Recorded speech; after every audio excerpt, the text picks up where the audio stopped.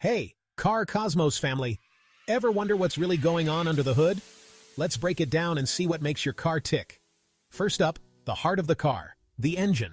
This powerhouse turns fuel into motion, and it's all about that internal combustion magic. From pistons to crankshafts, it's a symphony of mechanics. Next, we've got the transmission. This bad boy is what gets all that engine power to your wheels. Either automatic or manual, it ensures a smooth ride no matter how you roll. And don't forget about the brakes, the unsung heroes of safety, chopping the speed and keeping you in control. Give them some love, they work hard.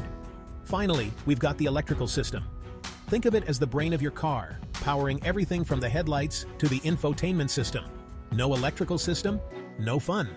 So there you have it, folks. From engines to electronics, every part plays its role in your driving experience. Got questions about car components? Drop them in the comments. Don't forget to smash that subscribe button and join the Car Cosmos crew for more fun car facts and adventures. Until next time, drive safe.